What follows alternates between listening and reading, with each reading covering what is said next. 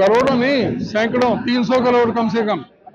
300 करोड़ का घोटाला भाजपा के नेताओं ने सरकारी अधिकारियों के साथ मिलकर सारे कायदे कानून को धत्ता बताकर जो भी गरीब लोगों के लिए जो योजनाएं थी उन पर पानी फेरते हुए अमीरों को 266 गज के प्लॉट 171 प्लॉट अलॉट कर दिए। 100 से ज्यादा प्लॉटों की रजिस्ट्री हो चुकी। तो ये जो प्लॉट जहां पर बाजारी कीमत 2 लाख रुपए गज है, जहां पर सर्कल रेट भी 46,000 रुपए गज है, वहां 8100 रुपए गज में रजिस्टर कर दी गई। एक मिली भगत करके और एक ही परिवार के 5-5 प्लॉट, जो क्या एक जो कैंडिडेट 21 नंबर वार्ड से वीरेंद्र भड़ाना चुनाव लड़ रहा है, उसके दोनों बेटा, दोनों बहू और खुद के एक घर में 5 प्लॉट, और जो अपनी इलेक्शन का जो एफिडेविट दिया है उसमें अपनी संपत्ति 11 करोड़ रुपए वो लिख रहा है।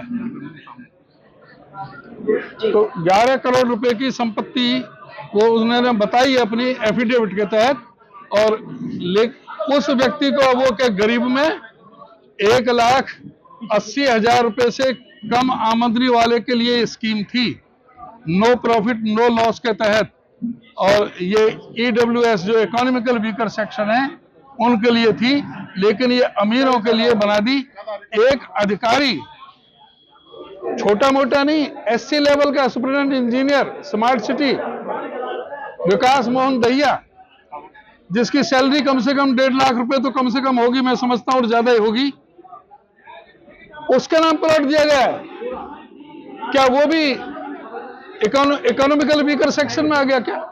तो इस तरह से बहुत बड़ी धांधली हुई है। इसकी हमने CBI इंक्वायरी के लिए मांग की है। अगर ये सरकार नहीं करेगी तो आगे का इस पर कार्रवाई करेंगे। उदयवान जी, जो 200 करोड़ का घोटाला था, कांग्रेस के विधायक ने विधानसभा में भी उठाया था, उसके बाद मुद्दा गरमाया था, तो विधानसभा में भी इस मामले को उठाने का प्रयास किया जाएगा? नगर निगम का जो चुनाव चल रहे हैं नगर निगम से संबंधित था, ये 200 करोड़ का भी होगा, ये 300 करोड़ वाला भी होगा। और जिस तरह से यहाँ पे स्मार्ट सिटी के नाम से लोगों को जो मूर्ख बनाया गया, जो लोगों से झूठ बोला गया, वो भी सारे मुद्दे इसमें उठाए जाएंगे। वे किस तरह से ये BPL कार्डों को कम करने जा रहे हैं, किस तरह से इन्होंने गरीबों को जो पक्के मकान बनने थे, जो प्लॉट दिए जाने थे, उन सब पर इन्होंने पानी फेरने का काम किया। इन्होंने 1,80,000 प्लॉट हरियाणा में दिए जाने थे प्रधानमंत्री आवास योजना को, उस स्कीम को इन्होंने विड्रॉ कर लिया।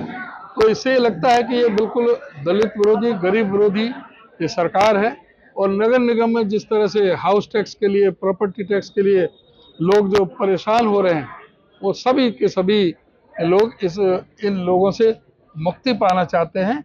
ये भ्रष्टाचारियों की सरकार है, भ्रष्टाचार चरम सीमा पर व्याप्त है, और इसके लिए लोग अपना वोट कांग्रेस पार्टी को देंगे, और कांग्रेस पार्टी बहुमत के साथ, और हमारा मेयर भी और पार्षद भी यहाँ नगर निगम में जीत कर। सर, अभी आम आदमी पार्टी के प्रदेश अध्यक्ष सुशील गुप्ता ने कहा कि भाजपा को हराना कांग्रेस के बस की बात नहीं है।